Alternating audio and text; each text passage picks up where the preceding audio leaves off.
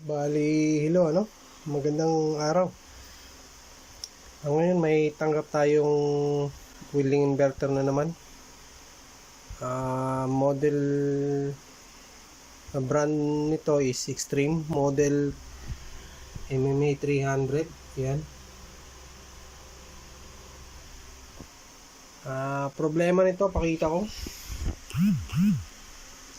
So, on natin yung extension. Yan. Tapos on ko na din yung breaker. Pakinggan nyo lang pag on ko ng breaker. Yan. On natin. So yan. Tumunog yung fan. Pero wala kayong narinig na pumitik yung relay.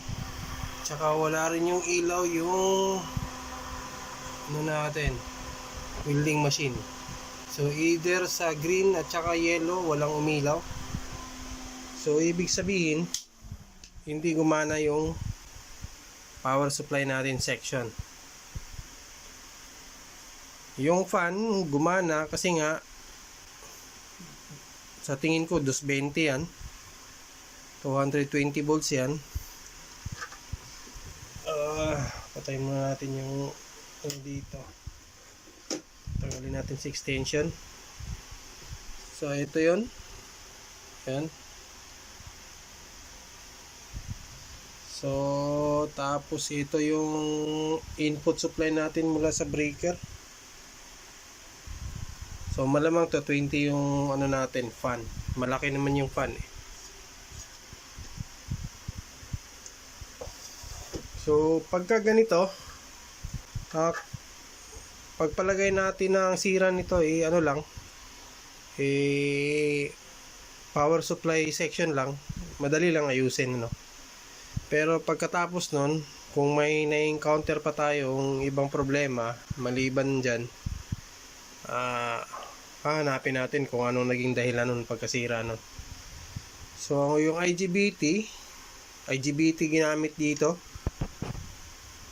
bali apat-apat.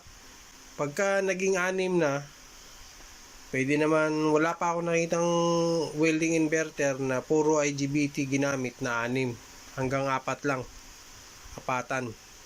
Pero pagka 6, ang nakita ko pa is MOSFET type. Ang pinakamaraming nakita kong MOSFET na ginamit o IGBT, sa MOSFET hanggang ang pinakamaraming welding na encounter ko hanggang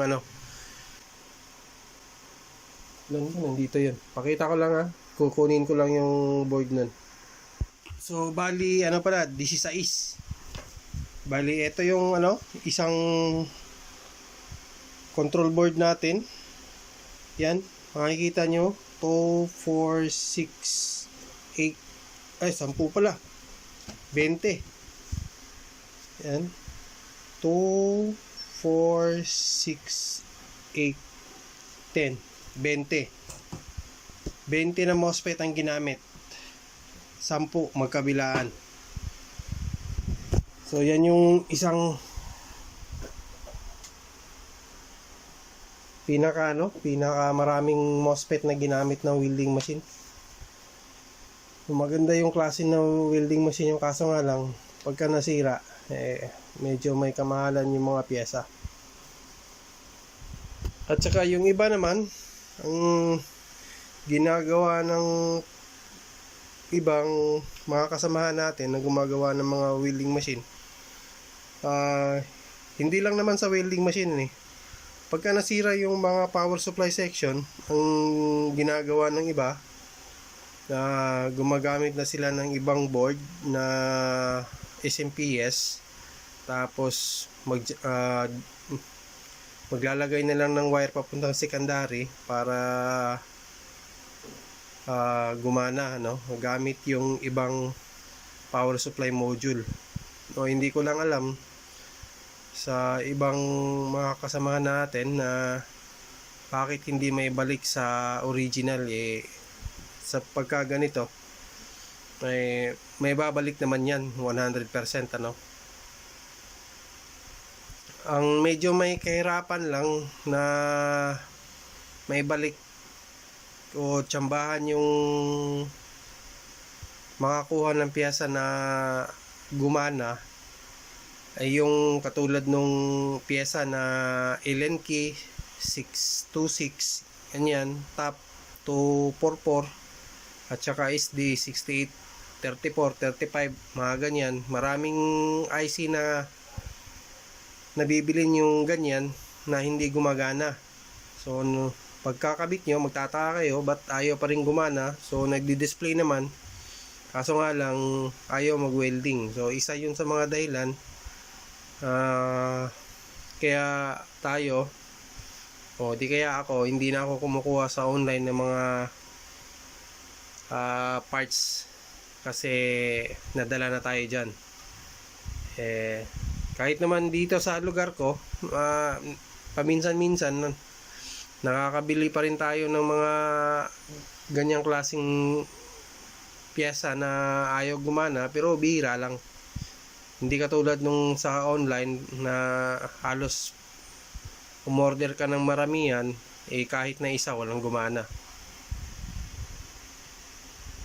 So kumukuha tayo ng mga legit seller dito na talagang gumagana yung piyesa ni, makikita nyo si Allen key, SD at saka si top.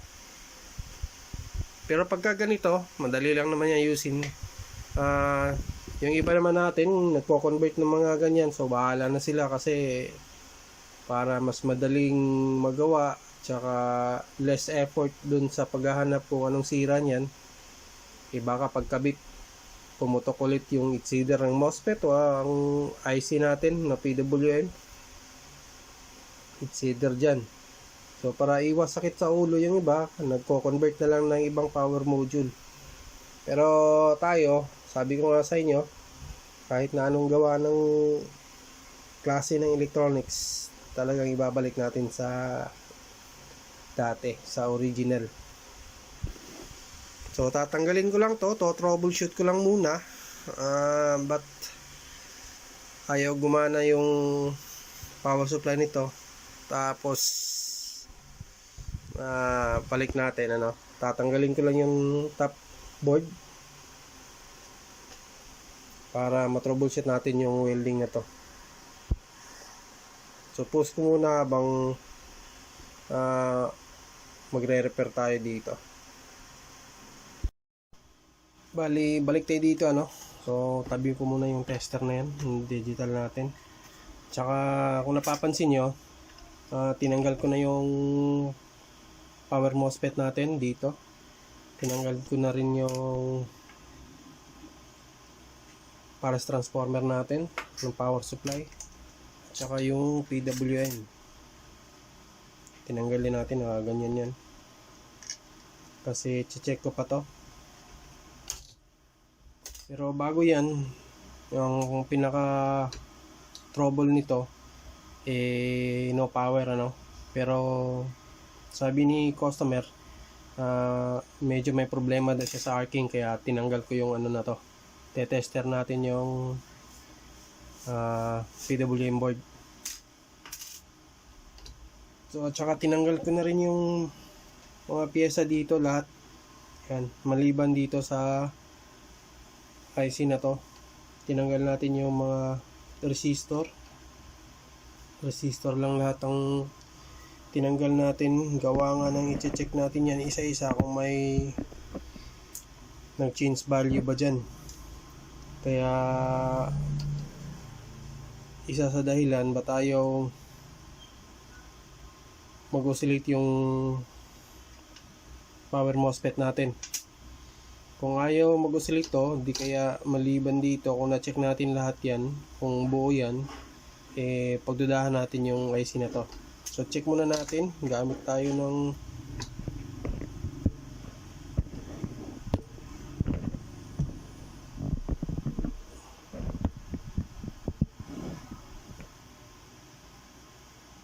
so ayan, naka auto range tayo, resistance mode. So check natin to isa-isa.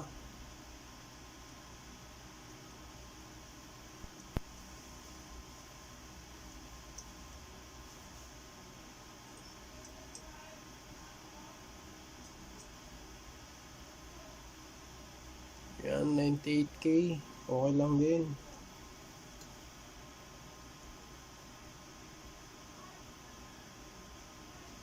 Okay lang din yan, 98K.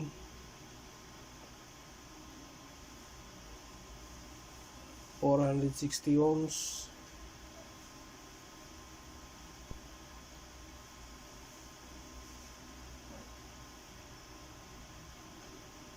Two 2.6 ohms. Okay lang yan. Kasi nakalagay doon 2.2. Dito 68K. Sa color coding 67. Okay lang din.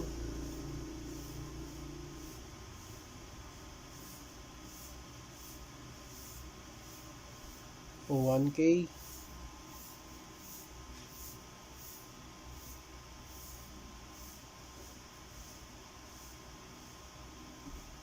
50K, 50 ohms. Tapos dito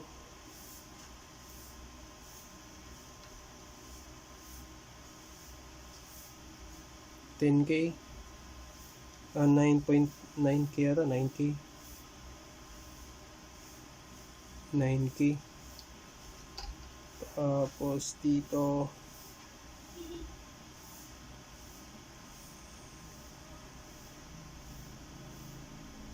5K. 5K. 5K. 5K. Tapos yung color coding is green, brown, red, red.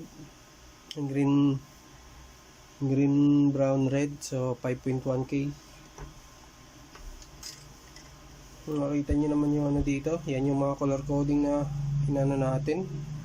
So 68 okay, tapos 1K, tapos 51 ohms. Dito 460 yung na-reading natin, 470 okay lang yan. 2.2, 100K na resistor, 2 watts, 1 watt din dito. So lahat ng resistor okay. So balik natin yan, tapos testing natin panda rin kung may masukat ba tayong signal dito sa gate. Gate emitter lang tayo magsusukat. Kasi dami kong nakikita na gumagawa din ng welding. Sa bagay, sariling diskarte ng mga technician yan. Nahihirapan silang ibalik sa original to.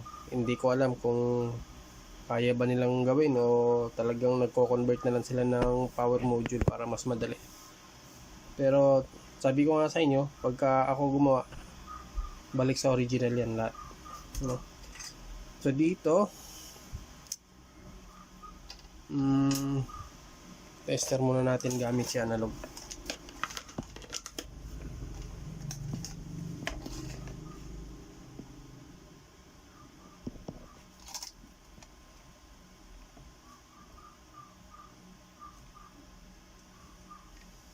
Kung buo ba to, hindi ko rin alam. So palagay ko pumitik yun. So malamang buo to. Tester natin. Dapat papalo.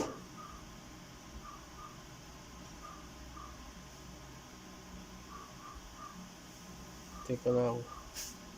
At sobrang bilis nun.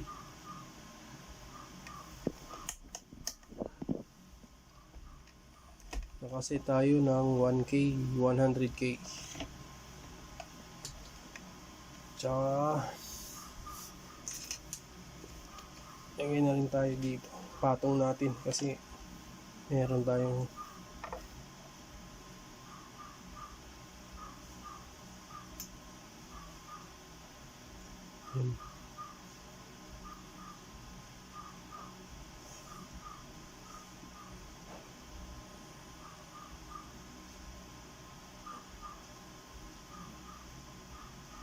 so buo siya. Tester natin ulit. Ang bilis mo drop. Para may problema din to.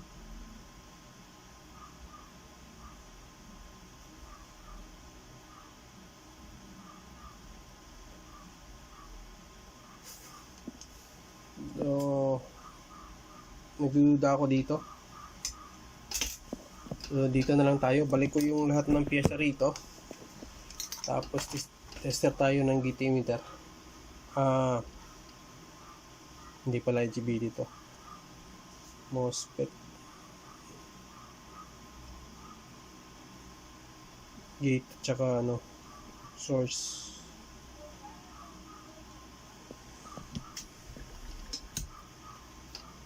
Sumalik lang natin lahat.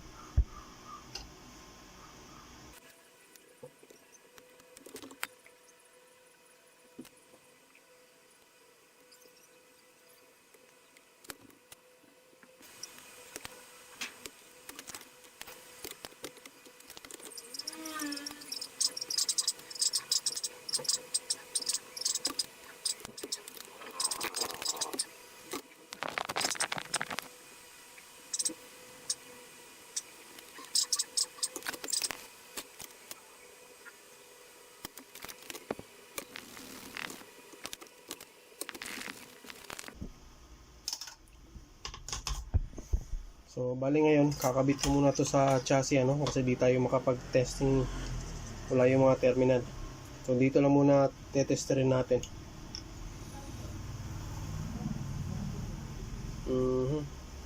Paano ba? Kabit muna siguro natin yung kailangan natin pala yung transformer.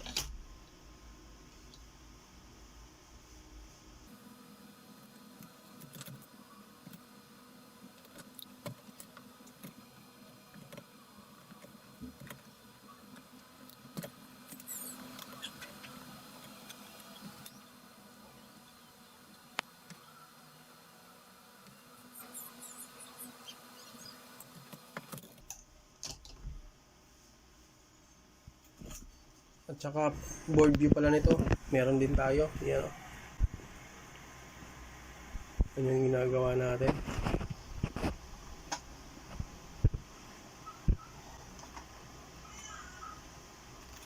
Ito yung buong parts niyan.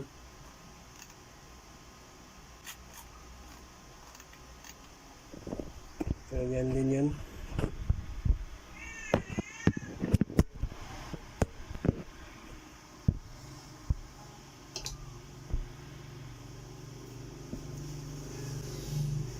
So, kabit ko lang sa chassis para matesting natin. So, bali magti-tester tayo ngayon So, lagay natin yung test rod sa gate at saka source. Yan. Tapos tingnan niyo yung analog tester natin. Nakaset ng 10 volts AC yan. Tapos tingnan natin kung may gagalaw. Kung may masusukat ba tayo.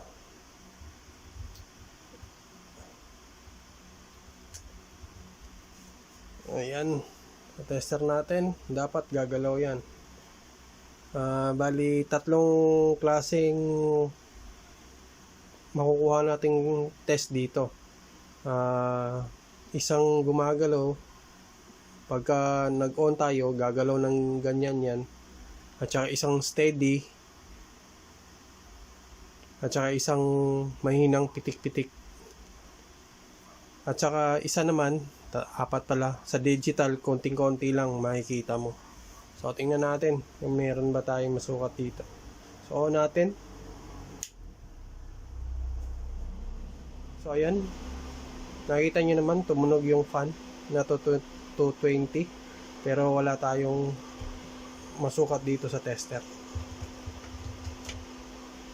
So, palatandaan na may problema yung power IC natin. So, subukan na rin natin sa digital kung mayroon.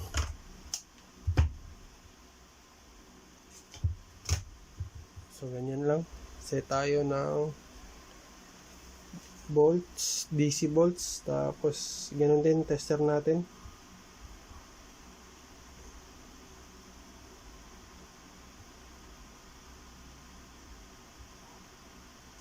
Yan. Tapos on natin kung meron ba tayong masukat. So ayan, same pa rin, wala. Naka DC na yan, 0.27. Same pa rin. Lipat natin sa AC kung meron. Merong 0.053. So masyadong mahina. Ulit. Test natin. On natin. Yan. 0.053. So masyadong mahina yan. So may problema yung IC natin. Bali, tanggalin ulit natin yan. Tapos palitan natin. So di ko na papakita paano tanggalin, ano, kasi masyadong haba video natin eh. Bali ngayon magche-check ulit tayo, ano. So nagpalit na tayo nagpalit na tayo ng power supply IC ng MOSFET o module, PWM IC ng MOSFET dito sa ano natin, power supply. Tapos makita natin yung pinalit natin. Ang pinalit natin, yan. Papansin nyo, medyo maliit yan kasi SMD. Naubusan tayo ng DIP na type na malaki na ganito. So, halos magkaparehas naman yan.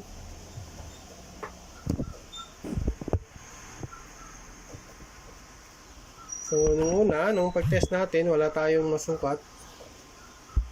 So, bali ngayon, titingnan natin yung tester natin kung gagalaw. So, set nyo lang yung tester nyo sa analog. 10 volts AC. Tapos, sukat tayo dito sa gate at saka source ng MOSFET. Tapos, tingnan nyo yung meter, kung magkakaroon na ba ng supply.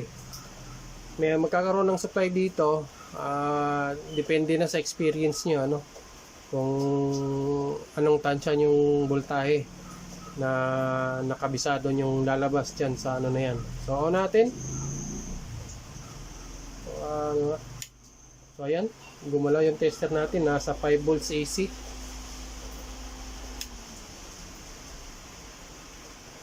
So yun ang lumabas sa ano natin. So sa akin good na yan. Meron ding labas niya na mas mataas pa dyan, yung may kasama pang transistor. Ito wala nang kasamang transistor, to purely IC lang to. So bali ngayon try lang na muna nating, may duda ako dito pero hayaan na natin. Balik na lang natin to, ano. Test ko nga ulit.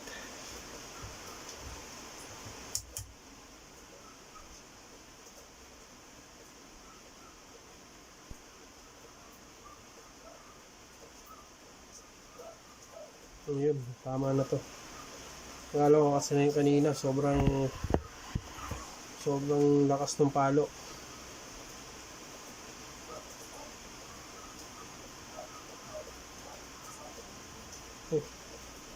Ganun pa rin, eh.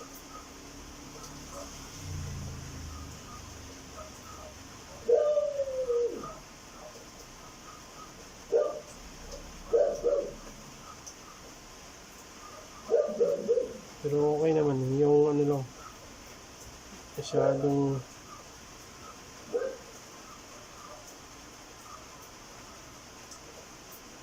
okay. Balik na lang natin to, try natin, baka sakaling good pa.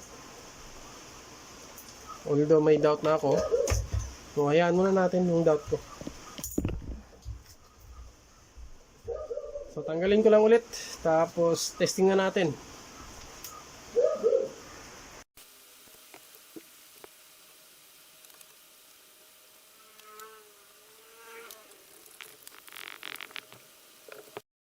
Bali ngayon magte-test na tayo, ano. So nakakabit na lahat yan.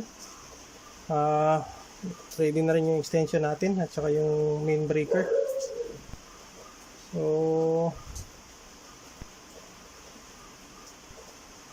saglit lang kasi hindi ko pa pala naipitan to.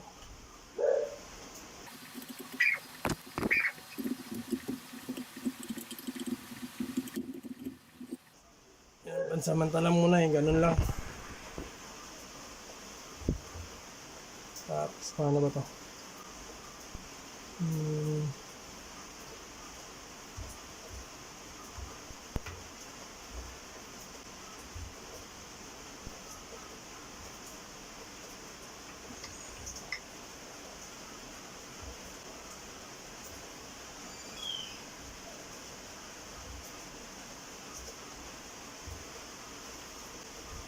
So bali ganyan lang muna.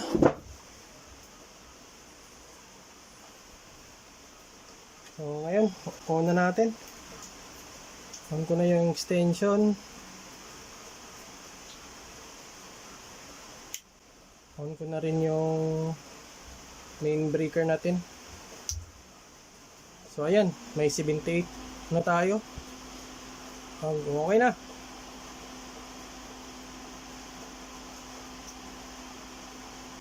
Bali, testing na lang natin to, ano? At least may lumabas tayong voltage output dito. So, yun lang ang naging problema nito. Tapos, inano lang natin, chinek ko lang yung PWM board dito. At saka nagpalit pa rin pala ako dito ng, saan ba yun? Nagpalit din pala ako dito ng, yan.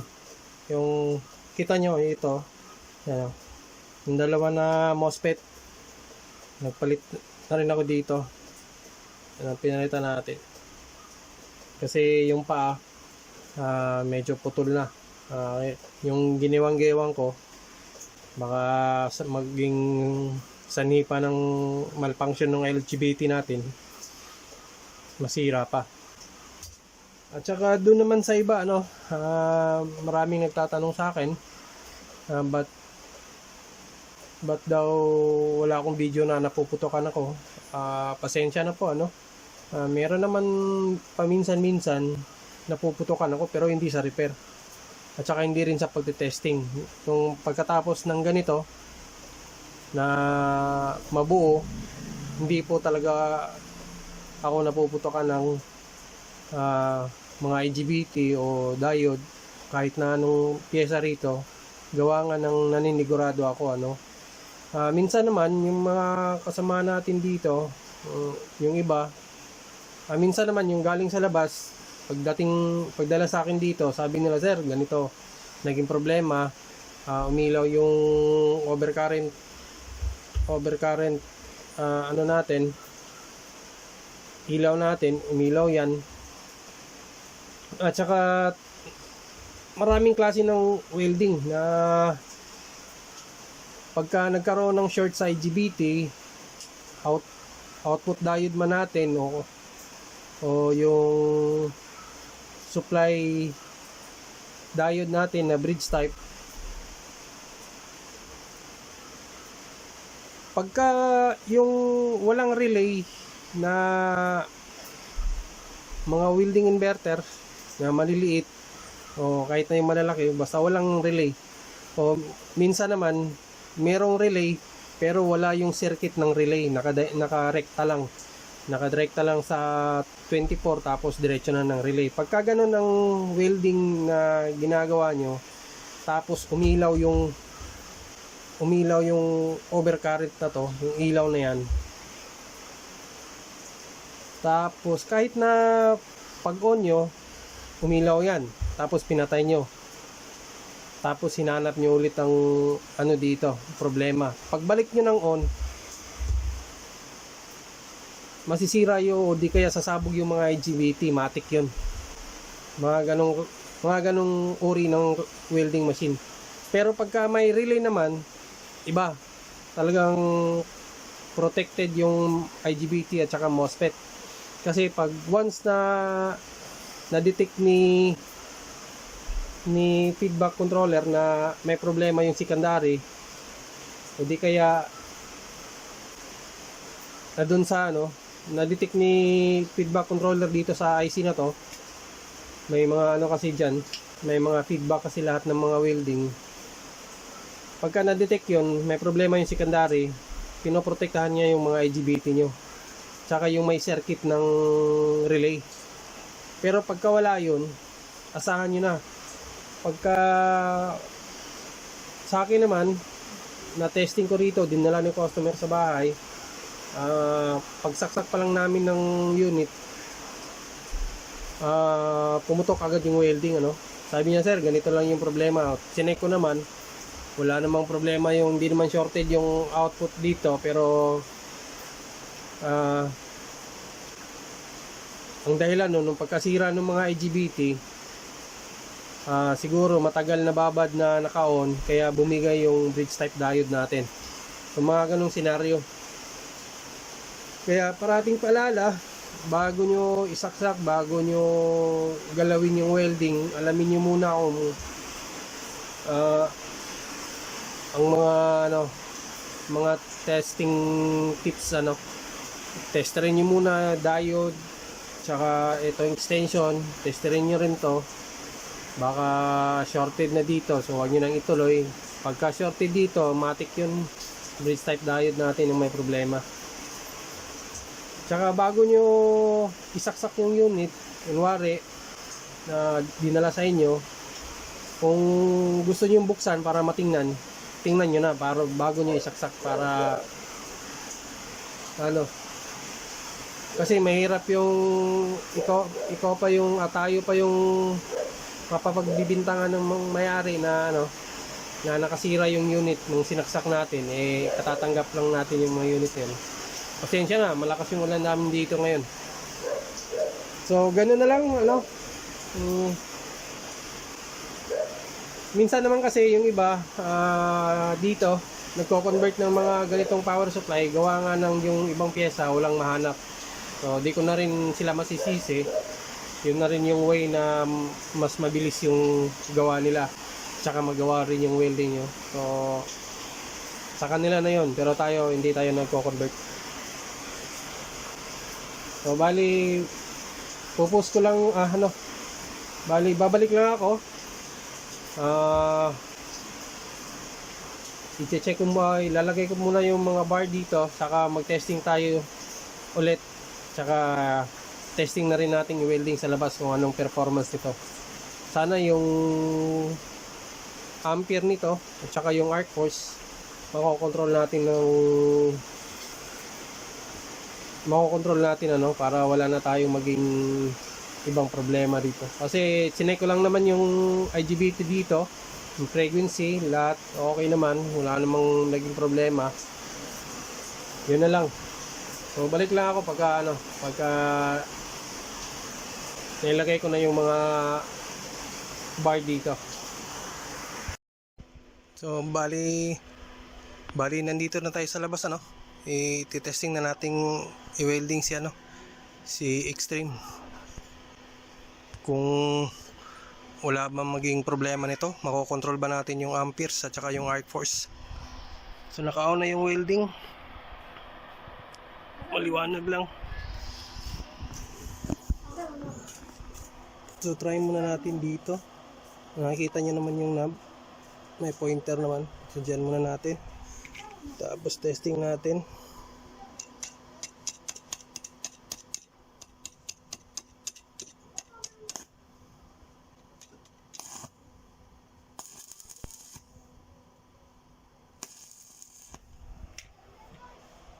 Baligit na natin.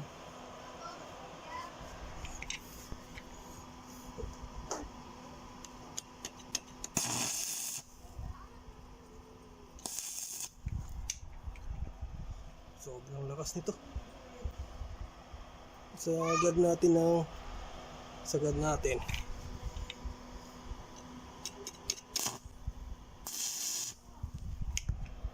So, balik tayo dito lang.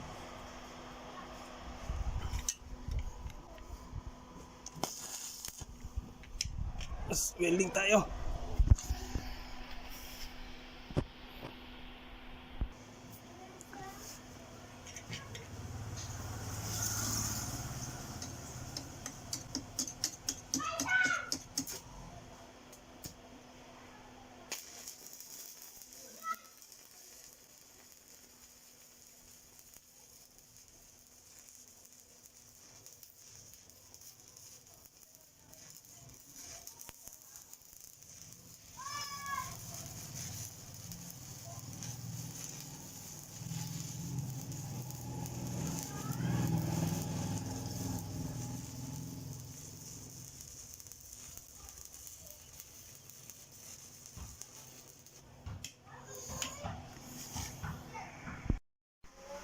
Balik tayo dito sa loob, ano?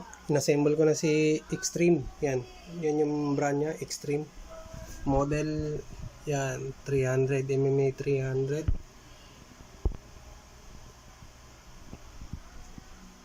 So, nakita nyo naman yung welding dun sa labas, ano? Nakokontrol naman natin. Wala nang naging problema yung welding maliban dito sa no power at saka nawawala yung IGB output niya, ano. Yung ginawa natin doon, nagpalit tayo ng MOSFET driver doon sa PWM board. Sana ba yung pyesa na yun? Teka lang, hanapin ko lang. So nagpalit tayo dito. Yan, dalawa yung pinalitan natin dito. Tsaka siguro di ko na pababain yung video, hanggang dito na lang siguro, ano. At saka meron din naman pala ako isang concern lang na hindi naman sa lahat ng ginagawa nating welding nare-repair natin, ano. Gawa nga ng minsan talaga may mga problema ng welding o di kaya trouble ng welding na talagang pahirapan ang trouble, ano. Kaya minsan yung iba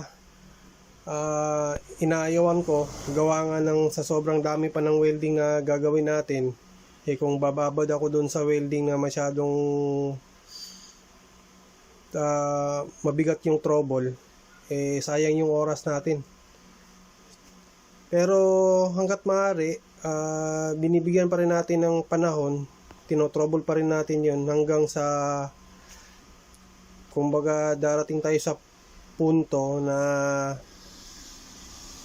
kahit anong hanap natin ng problema talagang hindi natin mahanap. Kahit na nagpalit na tayo ng buong piyesa ng PWM board, muntik na napalitan lahat, pero ganun pa rin, ayaw pa rin makontrol yung amperes, mga ganyan, sinasantabi muna natin. Uunahin muna natin yung mga welding na talagang hindi ganong mabigat yung trouble para sa ganun magkaka-income naman tayo at saka may pamilya tayong binubuhay, ano. So hanggang dito na lang siguro. So sa lahat ng nanonood kay Tagong Pix at saka sa hindi pa naka-subscribe, paikalat yung video at saka mag-subscribe na rin kayo. So hanggang sa muli, maraming salamat, ano. Kita-kita ulit tayo.